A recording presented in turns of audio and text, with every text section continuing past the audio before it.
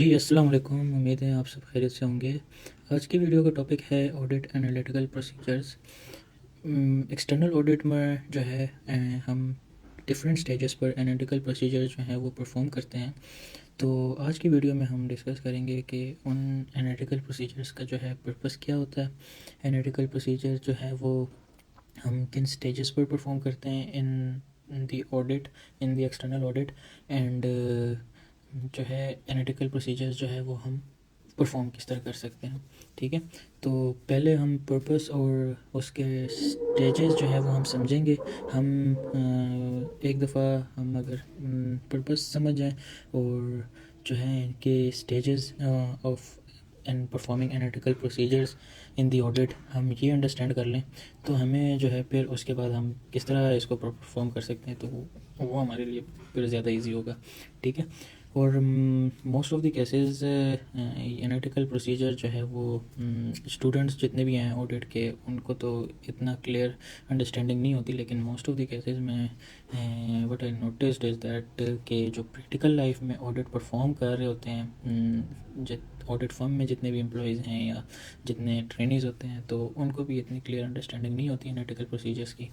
तो इसीलिए मैं आज की वीडियो में इस टॉपिक को जो है वो लेकर आया हूँ और चलें स्टार्ट करते हैं। वीडियो को एंड तक देखिएगा। फर्स्ट हमारे पास आ जाता है ऑडिट एनालिटिकल प्रोसीजर्स ओवरव्यू।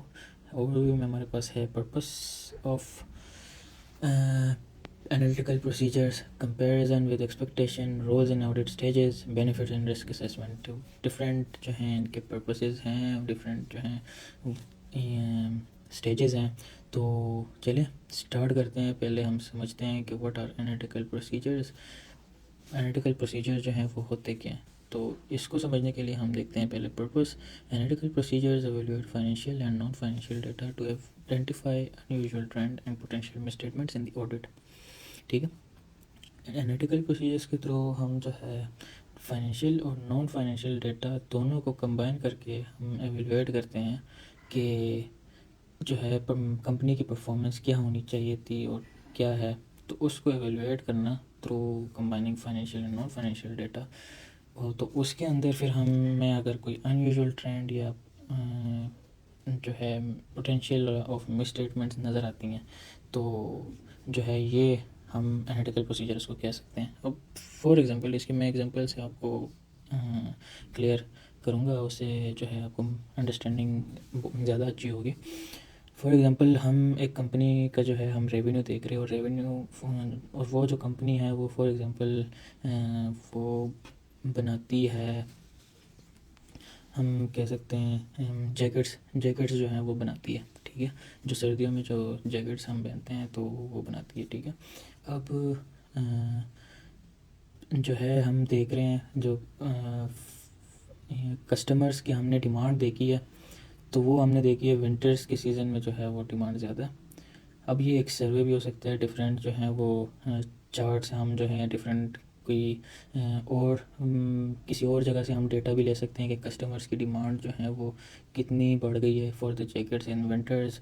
और ये डेटा हम जो है मतलब कहीं से भी ले सकते हैं, न्यूज़ से भी ले सकते हैं, किसी जो है वो लेटेस्ट आर्टिकल से जो है हम ले सकते हैं। इस तरह का डेटा परसेंटेज हम ले सकते हैं। ठीक है, लेकिन हमारे पास जो है फाइनेंशियल, अब ये जो है हम जो डेटा ले रहे हैं कहीं और जगह से, वो हमारे पास एक नॉन फाइनेंशियल डेटा है। ठीक है, हम जो परसेंटेज हम देख रहे हैं कि कस्टमर की परसेंटेज कितनी इंक्रीज़ हुई है, कितना जो है कस्टमर जो है वो विलिंग है, या जो है कितने कस्टमर्स ने जो है वो रिपोर्ट में आ गया या न्यूज़ में आ गया कि कितने कस्टमर ने जो है वो जैकेट्स बाई की हैं। अप्रोक्सीमेटली, नॉट एग्जैक्ट फिगर, लेकिन अप्रोक्सीमेटली हम एग्जांपल के लिए कह देते हैं कि इस तरह का हमें जो है मतलब रिपोर्ट या इंफॉर्मेशन हमें मिल जाएगी।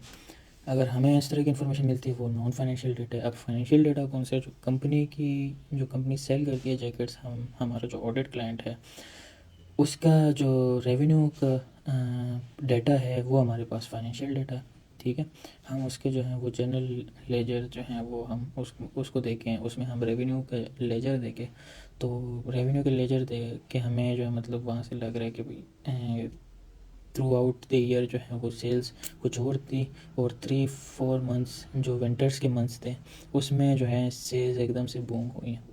तो ये हमारे पास जो है मतलब एक फाइनेंशियल डेटा है। और हमने दूसरे जो नॉन फाइनेंशियल डेटा से हमने इंफॉर्मेशन ली थी। अब दोनों जो है अलाइंड है, इसका मतलब इसके अंदर कोई अनयूजुअल ट्रेंड नहीं है और इसके अंदर कोई पोटेंशियल मिस स्टेटमेंट नहीं है, ठीक है। लेकिन इन केस ये ऑपोजिट हो जाए कि हम जो हैं वो देखें कि कस्टमर्स की डिमांड हमें कहीं और जगह से इन्फॉर्मेशन मिल गई है, नॉन फाइनेंशियल डेटा हमें मिल गया और हमने जो है उसको यूज़ करके हमने कंपनी के जो फाइनेंशियल डेटा है उसको हमने कंपेयर किया और हमें जो है वो दोनों में कन्फ्लिक्ट नज़र आया, तो ये हमारे पास एक अनयूजुअल ट्रेंड बन जाता है और इसीलिए पोटेंशियल मिस स्टेटमेंट भी बन जाती है। तो पोटेंशियल मिस स्टेटमेंट जहाँ पे भी हो उसके ऊपर आपको आइडिया है या आप मेरी और वीडियोस भी देख सकते हैं, तो उसके ऊपर जो है हम रिस्क जो है वो बनाते हैं। अगर पोटेंशियल मिस स्टेटमेंट किसी आइटम में है, इधर फॉर एग्जांपल रेवेन्यू है, तो रेवेन्यू में अगर पोटेंशियल मिस स्टेटमेंट है तो हम उसमें जो है वो हाई रिस्क उसको कंसिडर करेंगे और उस पर जो है वो हम रिस्क क्रिएट करेंगे डिफरेंट जो भी हमें रिस्क नज़र आते हैं एट प्लानिंग स्टेज, और हम उस पर डिटेल टेस्टिंग पर परफॉर्म करेंगे। लेकिन इन केस अगर कोई अनयूजुअल ट्रेंड नहीं नज़र आता और पोटेंशियल मिस स्टेटमेंट नहीं नज़र आता तो वहाँ पर हम लेस टेस्टिंग करेंगे और इन आवर ऑडिट, ठीक है। नेक्स्ट हमारे पास है कंपैरिजन विद एक्सपेक्टेशन। अब ये तो एक फाइनेंशियल और नॉन फाइनेंशियल का मैंने आपको एक एग्जांपल दे दी, साथ ही हम जो हैं ये एक्सपेक्टेशन के साथ भी हम कंपैरिजन कर सकते हैं। ये किस केस में कर सकते हैं इसकी भी एक एग्जांपल दे देता हूँ कि फॉर एग्जांपल हमारे पास जो है कंपनी के जो पेरोल एक्सपेंस है वो फर्स्ट मंथ में कंपनी ने पेरोल पे जो है वो पे की है अपने एम्प्लॉयज़ को, जो सैलरीज एंड वेजेस जो हैं वो पे की हैं, ठीक है। उस first month of salary and wages जितनी भी टोटल कॉस्ट है फर्स्ट मंथ की, उसको हम मल्टीप्लाई कर लें 12 के साथ, तो हमारे पास एक एक्सपेक्टेशन बन जाती है कि पूरे साल में अब कितनी पेरोल कॉस्ट होनी चाहिए थी, पेरोल एक्सपेंस हमारे पास कितना होना चाहिए था, ठीक है। तो ये हमने एक एक्सपेक्टेशन बना लिया और उस टोटल एक्सपेंस को हम फिर मैच कर रहे हैं अपनी एक्सपेक्टेशन के साथ। अब पेरोल के केस मैंने एग्जांपल क्यों दिया है कि पेरोल जो है वो आपको आइडिया है कि वो हर महीने जो है वो सेम ही रहती है, अनलेस उसमें जो है कोई न्यू एम्प्लॉयज़ ना आ गए हों या कुछ एम्प्लॉयज़ लीव ना कर गए हों, रिज़ाइन ना कर गए हों, या जो है वो कोई इंक्रीमेंट ना लग गया हो।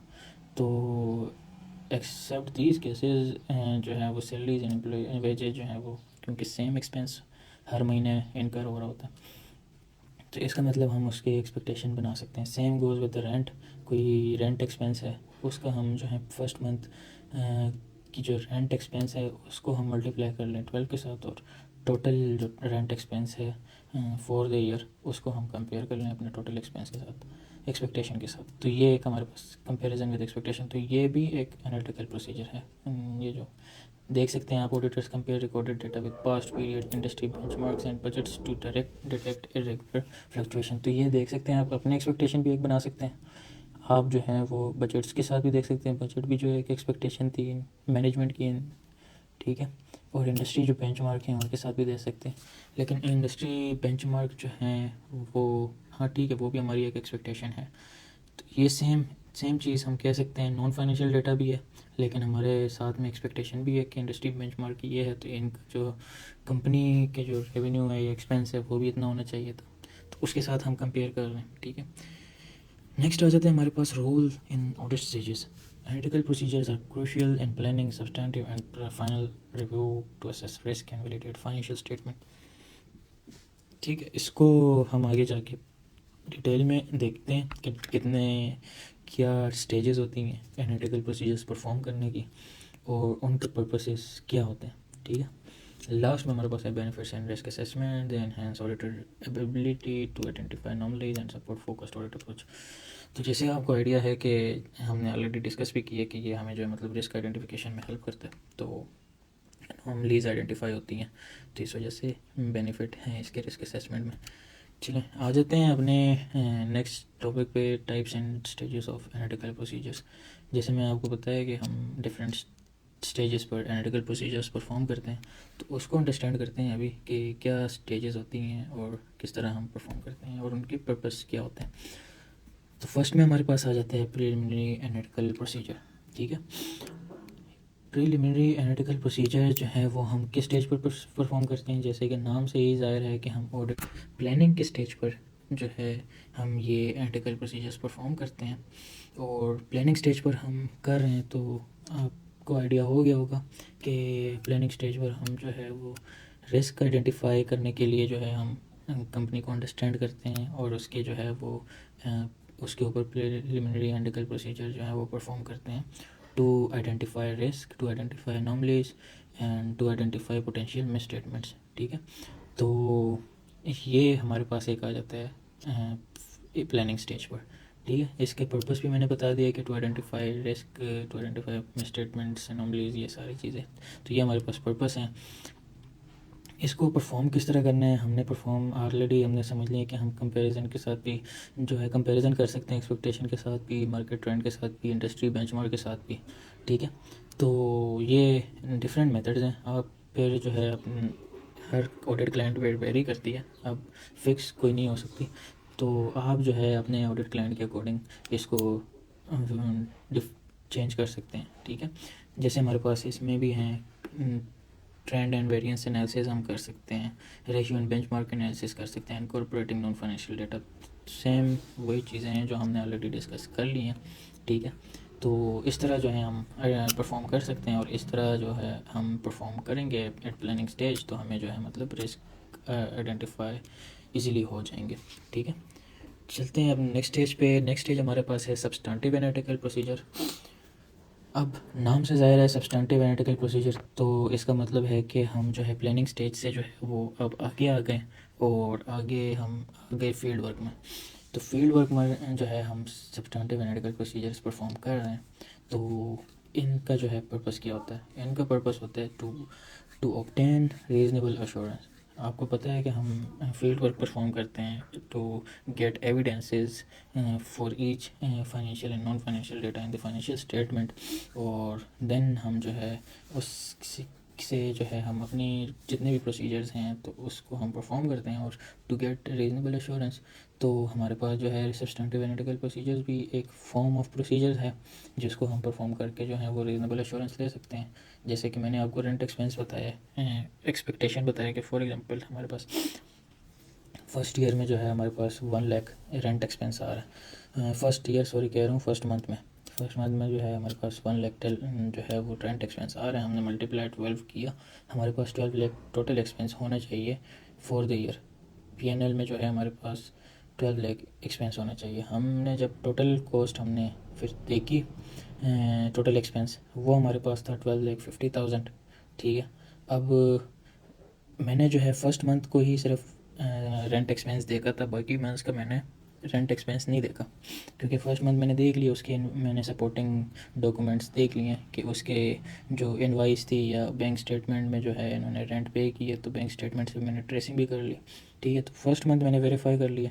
देन मैंने जो है वो फर्स्ट मंथ की मैंने आप कह सकते हो डिटेल टेस्टिंग परफॉर्म की, ये सब्सटेंटिव प्रोसीजर आप वाचिंग कह सकते हैं। ठीक है, फिर मैं जो है ये फर्स्ट मंथ में तो मैंने डिटेल टेस्टिंग की है, फिर मैंने बाकी मंथ्स पे एनालिटिकल प्रोसीजर्स परफॉर्म किए, मैंने एक्सपेक्टेशन बनाई है और देन मैंने जो है वो अपने एक्सपेक्टेशन को कंपेयर की है एक्सपेंस के साथ। ठीक है, तो उधर जो है वो 50,000 का डिफरेंस आ गया। अब 50,000 का डिफरेंस है तो इसको जो है हम इंक्वायर करेंगे कि 50,000 का डिफरेंस क्यों है।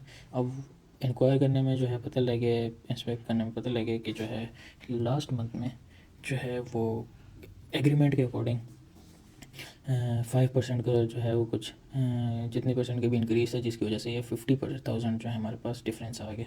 तो ये एग्रीमेंट में जो है वो इनके रेंट एग्रीमेंट में फॉर एग्ज़ाम्पल कोई इनकी क्लॉज थी कि वो जो है 1 साल बाद जो है वो रेंट एक्सपेंस इतनी अमाउंट से 50,000 अमाउंट से इंक्रीज़ कर जाएगा। ठीक है, तो वो हमने जो है मतलब इंक्वायर की है, हमने रेंट एग्रीमेंट से उसको क्रॉस चेक किया। जब क्रॉस चेक किया तो हाँ उधर ये मेंशन था कि 50,000 जो है वो इंक्रीज़ होगा। तो इसका मतलब हमारा जो रेंट एक्सपेंस है उसमें हर मंथ देखने की ज़रूरत नहीं है, उसको हमने एनालिटिकल प्रोसीजर्स के थ्रू जो है हमने वेरीफाई कर लिया। ठीक है, हमने सिर्फ फर्स्ट मंथ देखा और हमने देन सिर्फ जो है वो डिफरेंस आया, हमने उसको जो है वो फर्दर इन्वेस्टिगेट किया और जब फर्दर हमने उसको देखा तो वो भी जो है मतलब रीज़नेबल था 50,000। ठीक है, तो इसके रेंट एक्सपेंस के ऊपर फिर हम जो है और कोई काम नहीं परफॉर्म करेंगे, हमने बाकी सारी अपनी इंश्योरेंस जो है वो हमने सब्सटेंटिव एनालिटिकल प्रोसीजर से ले लिया। ठीक है, तो ये पर्पस ऑफ प्रोसीजर था हमारा ड्यूरिंग फील्ड वर्क। इसके बाद हमारे पास आ जाता है फाइनल एनालिटिकल रिव्यू, जो फाइनल एनालिटिकल प्रोसीजर जिसको हम फाइनल एनालिटिकल रिव्यू भी कहते हैं। ठीक है, याद रखें आपने ऑडिट में ये ऑलरेडी पढ़े भी होंगे, प्रीलिमिनरी एनालिटिकल रिव्यू जो हमारे पास ये फर्स्ट में हमने डिस्कस की है। देन हमारे पास सब्सटेंटिव एनालिटिकल प्रोसीजर्स होते हैं जो आप ऑडिट में ऑलरेडी आपने पढ़े भी होंगे। देन हमारे पास ये फाइनल एनालिटिकल प्रोसीजर्स जिसको हम फाइनल एनालिटिकल रिव्यू भी कहते हैं। ठीक है, तो इसका जो है पर्पस क्या होता है, final analytical procedures ensure financial statement align with auditors understanding and identify remaining issues. ठीक है, अब ये नाम से ज़ाहिर है कि फाइनल एनालिटिकल रिव्यू है, तो इसका मतलब कि हम प्लानिंग भी हो गई है परफॉर्म, फील्ड वर्क भी जो है वो हो गया ऑडिट का, और अब हम आ गए हैं फाइनल एनालिटिकल रिव्यू में कंप्लीशन स्टेज में। ठीक है, कि फील्ड वर्क हो गया, हमने रीज़नेबल एश्योरेंस जो है वो ले ली और अपने प्रोसीजर जो है वो परफॉर्म कर लिए, और अब हमारे पास एक फाइनेंशियल स्टेटमेंट की फाइनल एक कह सकते हैं एक ड्राफ्ट फाइनेंशियल स्टेटमेंट है, लेकिन फाइनल एक फिगर्स हैं हमारे पास। अब सारी एडजस्टमेंट हमने कर ली हैं, तो उसके बाद जब हम उन फाइनल फिगर्स को जो है हम वेरिएंस एनालिसिस करेंगे कि लास्ट ईयर्स के साथ भी हम कर सकते हैं, इंडस्ट्री बेंचमार्क के साथ भी हम कर सकते हैं, उसको बजट्स के साथ भी हम उसको कंपेयर कर सकते हैं। तो उसके जो वेरिएंस एनालिसिस हमारे पास उसके आएगा, और जो ऑडिटर की अंडरस्टैंडिंग होगी कंप्लीशन स्टेज तक, तो दोनों में जो है वो डिफरेंस नहीं होना चाहिए। फॉर एग्जांपल हम एट फाइनल स्टेज हम देख रहे हैं कि रेवेन्यू जो है वो लास्ट ईयर से 50% जो है वो डिक्रीज़ हो गया। लास्ट ईयर जितना रेवेन्यू था उससे 50% जो है वो डिक्रीज़ हो गया इस साल में। अब हमने क्योंकि ऑलरेडी हमने प्लानिंग भी परफॉर्म कर ली, हमने फील्ड वर्क भी परफॉर्म किया हुआ, तो ऑडिटर को ऑलरेडी पता होगा कि इनका रेवेन्यू डिक्रीज़ क्यों हुआ है। उसके पास डिफरेंट जो है वो रीज़न्स होंगी कि मार्केट जो है वो उस पूरे मार्केट का ये फॉर एग्जांपल ये इशू था या ट्रेंड था इस तरह का, या जो है वो बजट में ही इनका जो है मतलब इतना रेवेन्यू नहीं था, इतना जो है इतना इनका टारगेट भी नहीं था मैनेजमेंट का, डिफरेंट रीज़न्स हो सकती हैं। तो मतलब ये है कि हमारा जो हमसे वेरिएंस एनालिसिस है वो हमारा अलाइन होना चाहिए ऑडिटर की अंडरस्टैंडिंग के साथ, क्योंकि इट्स फाइनल स्टेज ऑडिटर अपना ओपिनियन जो है वो दे रहे हैं, ऑडिट ओपिनियन, तो उसको जो है एक दफ़ा चेक करना चाहिए कि जो फाइनेंशियल स्टेटमेंट में जो फिगर्स हैं फाइनल फिगर्स क्या वो ठीक है, कोई उसमें मसला तो नहीं है। तो सिर्फ वो देखने के लिए हम ये फाइनल एनालिटिकल रिव्यू हम परफॉर्म करते हैं। ठीक है, रेशियो एंड इंडिकेटर रिव्यू जैसे मैंने बताया, financial non financial audit conclusion safeguard, these procedure provide a final safeguard to confirm audit conclusion and support the audit opinion. ठीक है, जैसे मैंने बताया आपको कि ये हमें जो है मतलब ऑडिट ओपिनियन को एक फाइनल ऑडिट ओपिनियन देने में एक हेल्प करता है कि हमें जो है मतलब ऑडिट ओपिनियन जो फील्ड वर्क से हमें आइडिया हुआ है, तो फील्ड वर्क की बेसिस पर जो हम ओपिनियन देने लगे थे वो क्या ठीक है या नहीं। ठीक है, तो एक दफ़ा लास्ट चेक हम ये करते हैं परफॉर्म। ठीक है, तो प्रैक्टिकल एग्जांपल्स एंड समरीज में हमारे पास जो हैं examples across all stages, analytical auditor analyze year over year revenue trends and expense fluctuations to identify, जैसे मैंने आपको एग्जांपल दी है अभी। substantive analytics auditor estimate interest expense and depreciation to validate account balances independently during substantive testing। ठीक है, इसमें example इन्होंने अपनी तरफ से दी हुई है कि ऑडिटर एस्टीमेट जो है वो एस्टीमेट करता है। ये एस्टीमेट इस तरह आप इसको एग्जांपल कंसिडर कर सकते हैं, जैसे मैं बता रहा था आपको रेंट वाली एग्जांपल कि हमने मल्टीप्लाई 12 किया, तो इसमें भी हमारे पास फॉर एग्जांपल डिप्रिसिएशन है एक आइटम की, तो डिप्रिसिएशन हमें पता है 15% डिप्रिसिएशन रेट है, तो हम जो है वो कॉस्ट पे, अगर स्ट्रेट लाइन मेथड है, हमने कॉस्ट पे जो है 15% ले लिया, हमारे पास जो है एक फ़िगर आ गई है, तो हम उसको और मैच कर सकते हैं, कंपेयर कर सकते हैं जो फाइनेंशियल स्टेटमेंट में क्लाइंट ने जो डिप्रिसिएशन एक्सपेंस लिया हुआ। ठीक है, तो ये भी एक एक्सपेक्टेशन के साथ सेम इंटरेस्ट एक्सपेंस भी है कि हमारे पास रेट है एक इंटरेस्ट का, हमने जो है वो प्रिंसिपल अमाउंट को मल्टीप्लाई कर लिया इंटरेस्ट रेट के साथ, और हम फिर देन उसको क्रॉस चेक कर रहे हैं इंटरेस्ट एक्सपेंस के साथ। ठीक है, फाइनल आर्टिकल जो है इसकी example comprehensive financial review evaluative trend align with industry condition and operational realities. Same जो है आप year on year revenue trend analysis fluctuation ये दोनों स्टेजेस पे परफॉर्म कर सकते हैं, फाइनल आर्टिकल में भी और प्रीलिमिनरी आर्टिकल में भी। तो दोनों में सेम प्रोसीजर परफॉर्म कर सकते हैं। तो लेकिन जो पर्पसेस हैं वो दोनों के डिफरेंट हैं, ठीक है। जो प्रीलिमिनरी आर्टिकल रिव्यू जो हम परफॉर्म करते हैं वो रिस्क आइडेंटिफिकेशन के लिए करते हैं, और जो फाइनल आर्टिकल रिव्यू परफॉर्म करते हैं तो वो आपको जैसे मैंने बता दिया ऑलरेडी कि ऑडिट ओपिनियन देने के लिए हम परफॉर्म करते हैं, ठीक है। तो that's it for today. I hope आपको समझ आ गई होगी, क्लियरली अंडरस्टैंडिंग हो गई होगी एनालिटिकल प्रोसीजर्स के बारे में। इन केस कोई इशू अब भी हो, कोई क्वेरी हो, तो मुझसे जो है मतलब मेरी कॉन्टैक्ट डिटेल जो है वो हर वीडियो के डिस्क्रिप्शन में भी अवेलेबल होते हैं, मेरे चैनल में भी जो है वो आप आएंगे तो अवेलेबल होंगे, ठीक है। तो आप किसी भी टाइम मुझसे कांटेक्ट कर सकते हैं, और कोई भी क्वेरीज हों या मुझे आपकी और कोई इश्यूज़ आप जो फेस कर रहे हो अपने ऑडिट में और आप चाह रहे हो कि मैं उस पर वीडियो बनाऊं, तो वो भी मुझे कांटेक्ट करें और बताएं कि किस तरह की वीडियोज़ आप चाहेंगे फ्यूचर में, ठीक है। तो आज के लिए इतना ही, मिलते हैं अपनी नेक्स्ट वीडियो में।